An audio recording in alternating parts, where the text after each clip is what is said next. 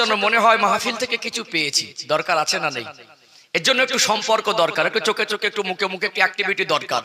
একদম সলিড কথা বলবো, মেপে কথা বলবো, কোরআন হাদিসের দলিল ভিত্তিক কথা বলবো, এবং আমার আপ্রাণ চেষ্টা থাকবে হক আদায় করব ইনশাআল্লাহ। এর জন্য সাথ দেন, একটু ভালোবাসায় যদি জায়গাটা ছেড়ে কাছাকাছি এসে মিলে মিলে বসতে পারতেন, অন্তত আল্লাহ খুশি হতো। কেমন একটা ভাঙা ভাঙা মতো লাগছে, দুজন হোক চারজন হোক ওটা বড় কথা নয়, কারণ দুটো লাভ হবে। একটা জায়গা ছেড়ে এখানে এসে বসবেন, জমে জমে বসলে একটা সুন্নাত জীবিত হবে, আর আরেকটা কি হবে, যেখানে বসেছিলেন ওই জায়গাটা আল্লাহর দরবারে সাক্ষী দেবেন, পরবর্তীতে যেখানে বসবেন ওই জায়গাটাও আল্লাহর দরবারে সাক্ষী দেবে। দিন শরিয়াতের মজলিসে এসেছিলাম, আল্লাহ চাইতো ইনশাআল্লাহ যারা এখন ছড়িয়ে ছিটিয়ে আছেন, বাইরে আছেন, রাস্তায় আছেন, সকলে পবিত্র মজলিসে চলে আসেন। আল্লাহ পাক যেন সকলকে মাহফিলের জন্য কবুল করেন। ভাই যারা আছেন একটু সাথ দেন, কাছে কাছে আসেন, দেখবেন জমে জমে বসেন, একটু গুছিয়ে কথা বলতে সুবিধা হবে। দরকার আছে না নেই? অনেক মানুষ মনের মানুষ নেই, সব কথা বলা যায়, কিন্তু মনের মানুষ যে দুজন হয় ওটা অনেক বড় মনে হয়, সাপোর্ট মনে হয়, অনেকটা মনোবল মনে হয়, হয় কি হয় না? একটুখানি কাছে কাছে আসেন, দেখবেন ভালো লাগবে ইনশাআল্লাহ। যে সমস্ত ভাইয়েরা আশেপাশে ঘোরাঘুরি করছেন, এখনো বাড়িতে আছেন, রাস্তায় আছেন, অন্তত পক্ষে নবীর ভালোবাসায় পবিত্র মজলিসে চলে আসেন। আউযু বিল্লাহি মিনাশ শাইতানির রাজীম। বিসমিল্লাহির রহমানির রহিম।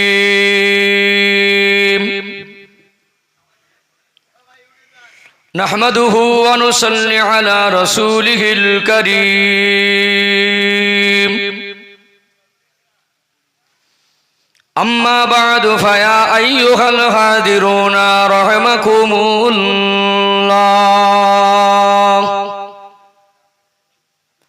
قال الله تعالى في كلامه المجيد وفي الفرقان الحميد: يا أيها الذين آمنوا اتقوا الله حق تقاته ولا تموتن إلا وأنتم مسلمون. قال رسول الله صلى الله عليه وسلم: أكمل الإيمان أحسنهم خلقا. وقال الله تعالى في كلامه المجيد وفي الفرقان الحميد: إن الله وملائكته يصلون على النبي يا أيها الذين آمنوا صلوا عليه وسلموا تسليما. اللهم صل على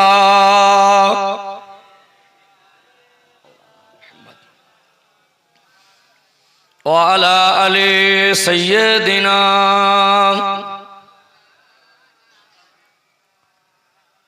मददगार जिसका रसूले खुदा हो उसे और हिम्मत का परवाह क्या है। मदद को चले आएंगे कमली वाला, डूबते डूबते ही संभल जाएगा। अल्लाहुम्मा सल्ली अला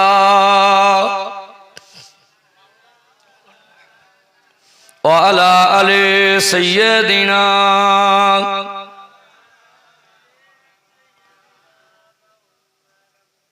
तौहीद का डंका आलम में बजवा दिया कमली वाले ने। तौहीद का डंका आलम में बजवा दिया कमली वाले ने। पी पी के पियाले कौसर के लौटेंगे मजाजी भर भर के दीन मिला ईमान मिला पढ़ने के लिए कुरान मिला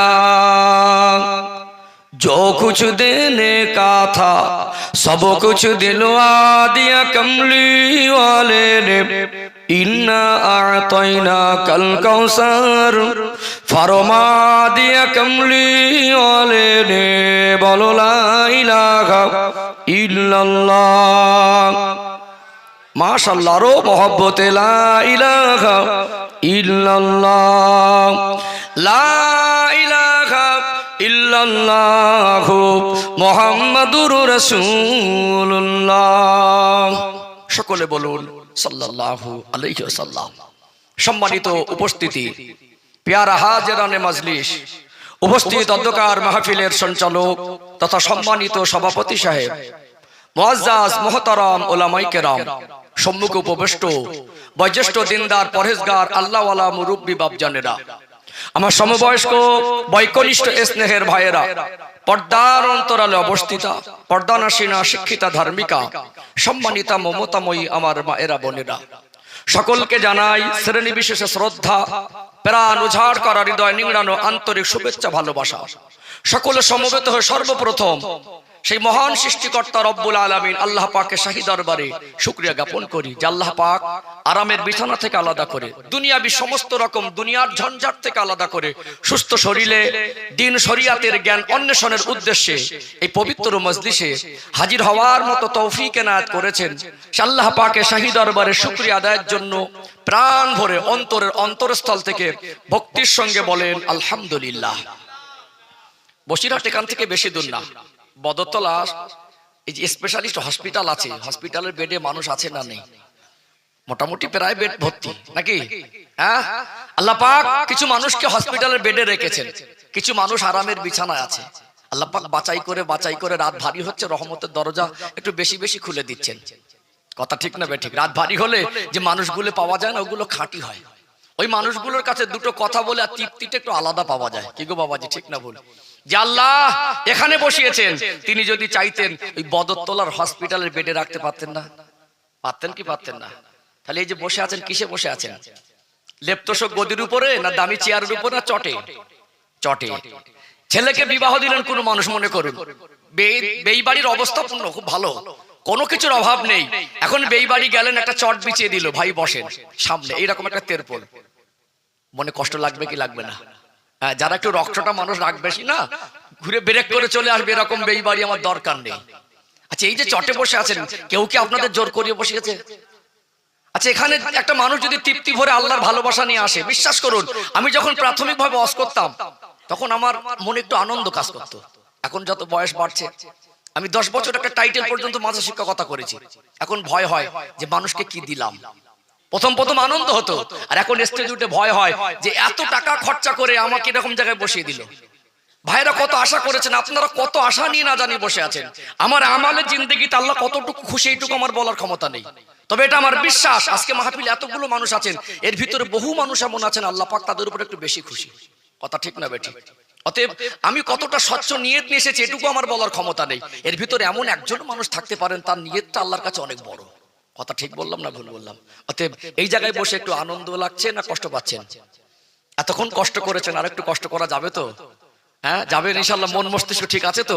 আমি চেষ্টা করবো একবারে গুছিয়ে সলিড কিছু কথা আপনাদের কাছে পৌঁছে দেওয়ার, যেন মনে হয় বাড়ি যাওয়ার সময় কিছু নিয়ে যাচ্ছে। এইটুকু দরকার আছে না নেই? খুশি মনে যতক্ষণ থাকবো, একটু হাসি মনে থাকবো, একটু খুশি মনে থাকবো। রাত ভারী হচ্ছে তো একটু বাড়ি যেতে মন চাইবে, তারপরে যেন আমরা মজলিসটাকে সমাপ্ত করে দোয়া করে বাড়ি যেতে পারি। দরকার আছে না? একটু প্রাণ ভরে আরেকবার বলেন তো আলহামদুলিল্লাহ। এটা তাকবীর দেন তো, নারী তাকবীর। খুব চেঁচাতে হবে না, সবাইকে একটু ভক্তির সঙ্গে আল্লাহকে সবাই মিলে একসঙ্গে ডাকবো, আওয়াজে একটা মধুরতা তৈরি হবে। আর একটু প্রাণ ভরে নারী তাকবীর। সিলসিলায়ে হক মুজাদ্দিদে জামান আহলে সুন্নাত ওয়াল জামাত পিপা গ্রামবাসী বিন্দু, এ মাহফিলের কমিটি সাহেবানগণ, নারে তাকবীর। যাই হোক, শুকরিয়া আদায় করলাম কার? আল্লাহর। আল্লাহ পাকের শুকরিয়ার পরপরই অসংখ্য দরুদ ও সালাম প্রেরণ করি। দরুদ সালামে ঝর্ণাধারা বর্ষিত হোক মসজিদে নববী শরীফে সবুজ গম্বুজের নিচে রাসূল পাকের রওজা আতহারে ভক্তির সঙ্গে বলুন সাল্লাল্লাহু আলাইহি ওয়াসাল্লাম। সম্মানিত উপস্থিতি, দীর্ঘক্ষণ ধরে অত্যন্ত ধৈর্য সবরের সঙ্গে দিন শরিয়াতের কিছু কথা শ্রবণ করলেন। আল্লাহ পাক আমার মতো গুনাহগারকে আপনাদের খেদমতে স্বল্প সময়ের জন্য হাজির করেছেন। আমার জন্য দোয়া করেন আল্লাহ পাক আমাকে ইখলাসের নিয়তে শরিয়াতের দৃষ্টিকোণ থেকে সংক্ষিপ্ত কিছু আলোচনা করার তৌফিক দান করেন, বলেন আল্লাহুম্মা আমিন। আমি আমার খুতবার ভিতরে পবিত্র কালাম কোরআন শরীফ থেকে ছোট্ট একটি আয়াত তেলাওয়াত করেছি। তার সাথে সাথে নবী পাকের সোনার জবানে বর্ণিত অগণিত হাদিস থেকে ছোট্ট একটি হাদিসের টুকরা পেশ করেছি। সংক্ষিপ্ত আলোচনার আশা রাখছি, বাকিটা আল্লাহ পাকের মর্জি। ওমা তৌফিকি ইল্লা বিল্লাহ। যে আয়াত তেলাওয়াত করেছি কোরআন শরীফের 4 নম্বর পারার 2 নম্বর পৃষ্ঠা, সূরা আল ইমরানের 102 নম্বর আয়াত। আল্লাহ পাক আমাকে আপনাকে বলছেন, ইয়া আইয়ুহাল্লাযীনা আমানু, হে ঈমানদার সম্প্রদায় মুসলমানেরা, ইত্তাকুল্লাহা হাক্কা তুকাতি, আমি আল্লাহকে যথেষ্ট পরিমাণে ভয় করো। যথেষ্ট বোঝেন তো? একটা লোক রোজা রেখেছে, এখন রোজা রাখার পরে পানি পিপাসা খুব বেশি লেগেছে। কিছু মানুষ, গরিব মানুষ, রোজা রেখেও কাজ না করলে সংসার চলবে না বলে কাজ করে, আছে না নেই? রোজাও ছাড়তে চাইছে না, আর কাজ না করলে সংসারও মনে মনে করছে রোজা যদি বেঁচে থাকি তো পাবো। এত পানি পিপাসা লেগেছে, মনে হচ্ছে যদি একটু হালকা হালকা ঠান্ডা পানি 2 লিটারের বোতল হয় প্রায় খেয়ে ফেলবো। এরকম হয় মাঝে মাঝে, হয় না? ওই লোকটার কাছে চায়ের কাপের 1/2 কাপ দেবেন, 1/2 কাপ পানি, 1/2 কাপ, ও তৃপ্তি মিটবে, পানি পান হবে যথেষ্ট পরিমাণে। সামান্য মানে অল্প কিছু, ঠিক যথেষ্ট ভয় করার ভিতরে পরিপূর্ণতা থাকতে হবে। মুখে বলবো ভয় করি, ভিতরে আমার ভিতরে নাফরমানি থাকবে, আমার ভিতরে বড় বড় অহংকার থাকবে, মিথ্যা থাকবে, হিংসা থাকবে, অন্যায় থাকবে। এটুকু করলে তাহলে আল্লাহকে পরিপূর্ণ ভয় করা হবে না। অতএব আল্লাহ এই জন্য বলেছেন, আমি আল্লাহকে যথেষ্ট পরিমাণ ভয় করো। আলা তামুতুন্না ইল্লা ওয়া আনতুম মুসলিমুন, মরতে যদি হয় মরণের আগে পরিপূর্ণ মুসলমান না হয়ে মৃত্যুবরণ করো না। রাজা হোক, বাদশা হোক, নেতা হোক, মন্ত্রী হোক, হুজুর হোক, হাজী হোক, রাষ্ট্রপতি হোক, যত বড় শক্তিশালী ব্যক্তি হোক, মউত একদিন হবে কি হবে না? ক্ষমতার বলে আমরা কি পারবো আল্লাহর ফারিস্তা মালিকাল মউত আজরাইল আলাইহিস সালামকে ফিরিয়ে দিতে পারবো? পারবো না। আল্লাহ বলছেন ওয়ালা তামুতুন্না ইল্লা ওয়া আনতুম মুসলিমুন, মরতে যদি হয় পরিপূর্ণ মুসলমান হয়ে মরো। পরিপূর্ণ মুসলমান হতে গেলে আল্লাহর হুকুম মানতে হবে না? হবে না? অতএব জীবনটাকে পবিত্র করতে হবে। এই পিফা গ্রামে একটা মসজিদ আছে না নেই? আছে না? জুমার দিন একটু ভিড় বেশি হয় না কম হয়? বেশি হয়। মনে করুন এই গ্রামের সব থেকে ধনী ব্যক্তি, সব থেকে সম্মানী ব্যক্তি, সব থেকে দিনদার ব্যক্তি, তার একটা সম্মান থাকে, থাকে কি থাকে না? ওই লোকটা জুমার দিন মসজিদে যাচ্ছে, ভিতরে 1 পা বাইরে 1 পা। হঠাৎ নজর গেল জামায় পায়খানা। কিসের পায়খানা মনে পড়ে গেছে, বাচ্চা কিনে নামাজ পড়তে তার সময় আদর করছিলাম, তাহলে বাচ্চা মানুষ তো মনে একটু পায়খানা করে দিয়েছে হালকা। যত বড় মাপের মানুষ হোক, জামাই একটু পায়খানা লেগেছে, এইভাবে মসজিদে ঢুকতে পারবে? ওর বিবেক বাধা দেবে। আল্লাহর ঘর পবিত্র, ওখানে অপবিত্র অবস্থায় গেলে পবিত্রতা নষ্ট হয়ে যাবে। আর সব থেকে বড় কথা, নামাজ পড়তে গেলে পরনার বস্ত্রটা পবিত্র থাকতে, তা না হলে নামাজ হবেই না। নামাজের ফরজের মধ্যে অন্যতম হলো পোশাকটা পাক লাগবে, পরনের কাপড়টা পাক লাগবে। সামান্য একটু নোংরা লেগে থাকলে আল্লাহর ঘরে যাওয়া যায় না। বিশ্বাস করুন, সুদের মতো নোংরামি, ঘুষের মতো নোংরামি, মিথ্যার মতো নোংরামি, হিংসার মতো নোংরামি, অহংকারের মতো নোংরামি, দুনিয়ায় যাবতীয় খারাপ জিনিসগুলো আমাদের চরিত্র আদর্শের ভিতরে থাকলে, জিন্দেগিতে থাকলে আল্লাহ জান্নাতে যাওয়া যাবে। আল্লাহ একটু বেশি ভালোবাসেন, আমাকে ভয় করো এবং জীবনটাকে পবিত্র করো। কারণ আল্লাহ বলছেন, বান্দা তোমাকে আমি এত ভালোবাসি, তুমি পবিত্র জীবন নিয়ে যদি খাটিয়া উঠতে পারো, কবর জগৎ আসতে পারো, হাসরের দিনে আমি আল্লাহ তোমাকে সহজে ক্ষমা করে তোমার জন্য আমি আল্লাহ জান্নাতের 8টা দরজা উন্মুক্ত করে দেবো। জোরে বলুন। এখন সব থেকে বড় কথা, সময় অনুপাতে কথা বললে মানুষ উপকৃত বেশি হয়। একটু ভূমিকা লম্বা নিচ্ছে, অসুবিধা হচ্ছে নাকি? কিছু মানুষ মনে করে কি জানেন, সুর টান শুরু হয়নি মানে হুজুর তখন ওয়াজই শুরু করিনি। সুর টানটা হলো সৌন্দর্য, উদ্দেশ্য আল্লাহকে সন্তুষ্ট করা, উদ্দেশ্য শরিয়াত বোঝা। কথা কি বুঝতে পারছেন? একটু ভিত শক্ত হলে উপরে বোঝাটা বেশি চাপালে অসুবিধা হবে না। ওই জন্য প্রাথমিকভাবে ওয়াজের ভিতটা তৈরি করে নিতে হয়। বুঝতে পারছেন আমার ভাষাভঙ্গি? বুঝতে পারছেন তো? যাই হোক বাপজিরা, ভাইয়েরা, আমরা নামাজ পড়ি, রোজা রাখি, কমিটি ভাইয়েরা সব বাইরে আছেন। এসব ভাই, তোমরা অনেক কষ্ট করেছো। হ্যাঁ, এটা লাস্ট বক্তা, আমার পরে কেউ নেই, একটু এসে বসো। তোমরা অনেকদিন কষ্ট করছো, কয়েকদিন ধরে কষ্ট করছো। একটা মানুষের কাছে গিয়ে চাঁদা চাইতে গেছে, এই একটু পরে আসবি, একটু মন খারাপ হয়েছে, আবার মনের কষ্ট মনে মুছে আবার গেছে। কত কষ্ট করে এই মাহফিলটা করতে গিয়ে কত কষ্ট করেছে ভাইরা ভালো রকম জানে। কত হয়তো অনেক উপলব্ধি করে না, অনেকে আবার বলে জলসা দিয়ে কি হবে। অতএব ভাইরা এত কষ্ট করেছে, একটু তোমরা এসে বসো। যারা এখন বেকার রাস্তায় যদি কাজ না থাকে, ঘুরে বসে তো লাভ নেই, এখানে একটু মাহফিলে এসে বসা দরকার আছে না নেই? আছে। এখন আমার ভাই বলছিলেন কমিটির ছেলেরা এক রাস্তায় একটু ঘোরাঘুরি করছে, তোমরা এসো ভাই, সবাই ইনশাআল্লাহ একের পর এক এসে যাবে। যাই হোক, যে কথা বলছিলাম, আমরা নামাজ পড়ি, রোজা রাখি, হজ করি, কুরবানি দেই, ভালো কাজ করি, তাহাজ্জুদ পড়ি। মনে রাখবেন আমাদের ভিতরে যদি কিছু খারাপ জিনিস এমন আছে যেগুলো থাকে, এই খারাপিগুলো থাকে, আল্লাহর কাছে প্রিয় পাত্র হিসেবে গণ্য হতে পারবো না। সব থেকে বড় জিনিস হলো অহংকার। অহংকারী ব্যক্তিকে আমার আল্লাহ পছন্দ করেন না। হিংসুক ব্যক্তি, তার নেক আমল কিভাবে বরবাদ হয়, অহংকারীর পতন কিভাবে হয়, এবং মিথ্যাবাদীর উপরে কেমন আল্লাহ লানত হয়, তিনটে বিষয় কথা বলবো। কারণ কি জানেন, একজন নামাজি, একজন পরেশগার, একজন এলেম অর্জনকারী, একজন অনেক বড় আলেম হয়ে তার ভিতরে কখনো অহংকার, হিংসার, মিথ্যা ঢুকে যায়। মানুষ হিসেবে যায় কি যায় না? এখন সর্বস্তরের মানুষের ভিতরে হিংসার পরিমাণটা একটু বেশি দেখা যাচ্ছে, যাচ্ছে না হিংসার পরিমাণ? আর ম্যাক্সিমাম মানুষ এখন সব তেজ বেড়ে গেছে, 440 ভোল্টেজ, কেউ কারোর কাছে দমে না। রোগ বেড়ে গেছে, মানে যার পাশে যাবেন সব আগুন, বারুদ, পয়জন। ছেলে বাপের উপরে রোকে, বাপ ছেলের উপরে রোকে, ভাই ভাইয়ের উপরে রোকে, আরেক ভাই আরেক ভাইয়ের উপরে রোকে। এখন কেউ কারোর কাছে নত হয় না, সম্মান করা জিনিসটা আস্তে আস্তে উঠে যাচ্ছে।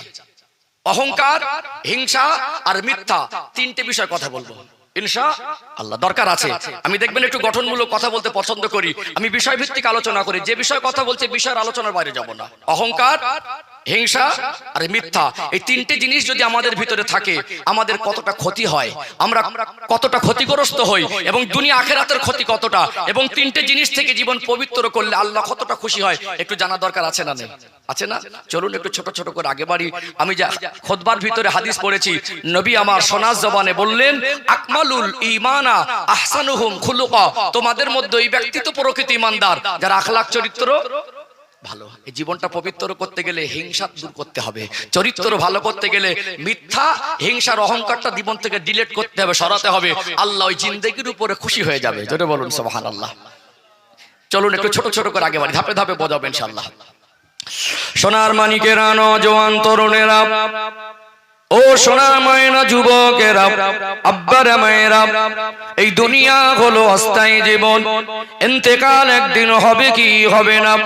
আল্লাহ পাক পবিত্র কালাম কোরআনুল কারীমের ভিতরে স্পষ্ট করে জানিয়ে দিলেন, কুল্লু নাফসিন যায়িকাতুল মাউত, প্রত্যেকটা নফসকে মৃত্যুর স্বাদ গ্রহণ করতে হবে। গাড়ি আপনার, বাড়ি আপনার, কোটি কোটি কোটি কোটি টাকার সম্পদ যদি অর্জন করেন, সব পড়ে থাকবে। আপনার গায়ে যে পছন্দের মতো পরনে জামাটা রয়েছে, ইন্তেকালের পরে ওটাকেও খুলে ফেলে দেওয়া হবে। টাকা পয়সা খরচা করে সুন্দর একটা গোসলখানা করেছেন, ওই গোসলখানা আমাকে আপনাকে আর নিয়ে যাবে না, গোসলটাও অন্য কেউ করিয়ে দেবেন।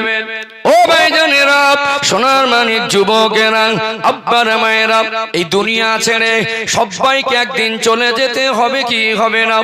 চলেই যদি যেতে হয়, হিসাব যদি দিতে হয়, এই জীবনে আল্লাহর হুকুম মেনে জীবনটাকে পরিবর্তন করার দরকার আছে না নেই? আল্লাহ পাক কোরআন শরীফে স্পষ্ট করে জানিয়ে দিলেন, ওয়ালা তামুতুন্না ইল্লা ওয়া আনতুম মুসলিমুন। ওরে আমার বান্দা বান্দি, মরতে যদি হয় মরণের আগে পরিপূর্ণ মুসলমান না হয়ে মৃত্যুবরণ করো না। নামাজ পড়ে, রোজা রেখে, তাহাজ্জুদ পড়ে, দান খায়রাত করে, হজ করে, কুরবানি দিয়ে যদি নেকির পাহাড় অর্জন হয়ে যায়, আপনার নামালে যদি নেকির পরিমাণটা উহুদ পাহাড় সমান হয়ে যায়, ওই মানুষটার মনে যদি হিংসা এসে যায়, ওই মানুষটা যদি হিংসুকদের অন্তর্ভুক্ত হয়ে যায়, হিংসা তো খারাপ জিনিস, হিংসা তো মারাত্মক বাজে জিনিস। দয়ার নবী, মায়ার নবী হুজুর আমার সোনা জবানে বললেন, ও বাবা সাহাবীরা, হিংসা তো খারাপ জিনিস। একটা মানুষ যদি কারোর উপরে হিংসা করে, একজন মানুষ যদি হিংসুকদের অন্তর্ভুক্ত হয়, ওর জীবনে যত নেক আমল আছে, ওই নেক আমল গুলোকে হিংসা সব খেয়ে বরবাদ করে দেয়। দেয়, অবাক হয়ে যাবেন। নবী আমার উদাহরণ দিয়ে বোঝাতে লাগলেন হিংসুকের হিংসা কেমন করে তার নেকিগুলো বরবাদ করে। আল্লাহ নবী উদাহরণ দিতে লাগলেন, ও বাবা সাহাবীরা, কাঠকে আগুন ধরিয়ে আগুন জ্বালানো হয়। আজকে যদিও গ্যাসে রান্না ম্যাক্সিমাম ঘরে, আজ থেকে 20-30 বছর আগে আমাদের বাড়িতে রান্না হতো ম্যাক্সিমাম সময় কাঠের। ওই কাঠ আগুন ধরিয়ে দেওয়ার পরে আগুনে কাঠটা পুড়ে ছাই হয়ে যায় কি যায় না? আগুনে যেমন কাঠটা পুড়ে ছাই হয়ে যায়, আগুন যেমন কাঠকে খেয়ে ফেলে, কাঠের আর বৈশিষ্ট্য থাকে না। নবী আমার সোনা জবানে বললেন, হিংসুক যদি হও, তোমার জীবনে যদি হিংসা এসে যায়, পাহাড় পাহাড় পরিমাণ নেকি অর্জন করলে আগুন যেমন কাঠকে খেয়ে ফেলে, হিংসা ওই রকম নেক আমলগুলোকে বরবাদ করে দেয়। এখন ভালো করে বিবেচনা করে বলুন, আজকে সমাজে মানুষের মধ্যে হিংসার পরিমাণ বেশি না কম? বেশি না কম? হারে হারে হিংসা। হিংসাটা লিমিট থাকে, আজকে হিংসার মাত্রাটা লিমিট ক্রস করে গেছে, আছে না নেই? হিংসা একটা সোনার সংসারকে টুকরো টুকরো করে দেয়। আমলও তো বরবাদ হচ্ছে, সোনার সংসারটা টুকরো টুকরো হয় না? দুটো ছেলে, কটা ছেলে? একটা লোকের দুটো ছেলে। একটাকে বিবাহ দিলেন, একটা বৌমা সংসারের সব কাজ একা করতো। কথা ঠিক তো নাকি? একটা বৌমা সংসারের সব কাজ একা করতো, আর একটা ছেলেকে বিবাহ দিলেন। কম বেশি হোক, কাজটা তো ভাগাভাগি হয়ে গেল, 50-50। একাই সব করতো। যখন আর একটা বৌমা এসেছে, কাজটা ভাগ হয়ে গেছে, কিছুটাও আগিয়ে দেয়, কিছুটা আগিয়ে দেয়। এই দুটো বৌমা আসার পরে কাজ যা ছিল সেটা তো মনে হাফ হাফ, কাজের মনে যে পরিমাণ ছিল সেটা কমে গেল। তারপরেও ওই সোনার সংসারটা টুকরো টুকরো হয়েছে না হয়নি? কি কারণে? কিসের কারণে? হিংসার কারণে। দুনিয়ায় তো ক্ষতি, নিজের আমলটাও বরবাদ হচ্ছে। ভাই ভাই কাঁধে কাঁধ মিলিয়ে চলতো। একটা লজেন্স চকলেট কিনে খেতে গিয়ে গালের মধ্যে ঢুকিয়ে দিয়েছিল। হঠাৎ ভাই সামনে পড়েছে, ওটাকে গাল থেকে বার করে অর্ধেকটা কেটে বলছে ভাই খা। ওই ভাইটার এত ভালোবাসতো, ওর গালের থেকে বার করে ওই লজেন্স চকলেটটাও ও দ্বিধাবোধ করিনি, ভালোবাসা ওটা গালে পড়ে দিয়েছে। দিয়েছে না দেয়নি? এখন ওই ভাই ভাইয়ের নামে বসিরহাটে কেস করছে কোর্টে। পয়সা হচ্ছে, তোকে দেখে নেবো, টাকা দিয়ে অন্য লোক দিয়ে নিজের ভাইকে মার খাওয়াচ্ছে। কিসের জন্য? হিংসা। উপর থেকে আমরা একবারে ফেরেশ। লোকটা যখন বেইবাড়ি গেছে, চার দোকানে বসে গল্প করছে। চার দোকানে অনেক রকম কথা হয় কি হয় না? একটা হ্যাঁ দেন না বাবাজিরা। পাশ থেকে একজন বলছে, ভাই লোকটা কে বলতো, খুব জ্ঞানী মনে হচ্ছে। চিনবি কি? নতুন লোক, কিন্তু আমাদের গ্রামের বেই, ওটা অমুক ভাইয়ের বেই। কথা শুনে পাশ থেকে মনে হচ্ছে লোকটা অ্যাডভোকেট। বিশ্বাস করুন, লোকটার ভিতরে হিংসা ছাড়া আর কিছু নেই। বেইবাড়ি গিয়ে ও ফারিস্তার মতো করে চার দোকানে বসে আছে। ভালো করে দেখবেন, ওর পাশের বাড়ির লোকটা একটু সুখে থাকে, ওই লোকটা তাকেও হিংসা করে। আছে না নেই? আমরা কুটুম বাড়ি গিয়ে আমাদের চরিত্র দেখে মনে হয় ফেরেশতা, কিন্তু ভিতরটা অতটা ভালো না। ও ভাই জানেরা, সোনার মানিক যুবকেরা, আব্বারা মায়েরা, বিশ্বাস করুন, ধোঁকা দিতে আসিনি। যতক্ষণ সময় আপনাদের খেদমাতে আল্লাহ আমায় হাজির করেছেন, আমার এই সময়টার হিসাব দিতে হবে। দুনিয়ার মানুষ তোকে এত সম্মান করে আদর করে বক্তার আসনে বসিয়ে দিয়েছিল, তোকে যাওয়ার সাথে সাথে মেহমানদারি করেছিল। তুই আমার বান্দা বান্দিকে দিন শরিয়াত কতটুকু পৌঁছে দিয়ে। ও ভাইরা বাবেরা, বড় ভয় হয়। আপনারা আমার আব্বার মতো, আপনারা আমার ভাইয়ের মতো, আপনারা কিছু কিছু আমার মানুষ আছেন মুরব্বী দাদুর মতো। কারোর মনে আঘাত দেওয়া যারা উদ্দেশ্য নয়। কেউ ওই কাজটা করেছেন বলে তাকে আক্রমণ করছি না। এই আমলগুলো, এই ইলমগুলো, জ্ঞানগুলো যদি জানা থাকে, জীবনটাও পবিত্র রাখা আমার আপনার জন্য সহজ হবে কি হবে না? আপনি হাজারো নামাজ পড়েন, আপনি 70 বার হজ করেন, 70টা মসজিদ যদি তৈরি করে দেন, হিংসার পরিমাণ যত বেশি হবে, আপনার নেকিগুলো সব বরবাদ হয়ে যাবে কি যাবে না? একটা যদি কাঠের গুদাম থাকে, 200-500 টন, 2000-5000 টন যদি কাঠ থাকে, শুধুমাত্র 2 টাকা দিয়ে একটা ডেসলাই কিনে 2 পয়সা যদি দাম হয়, একটা ডেসলাইট কাঠের সামান্য বারুদ ওই কাঠের গুদামটাকে নষ্ট করে দিতে পারে কি পারে না? হিংসুককে আমার আল্লাহ পছন্দ করেন না।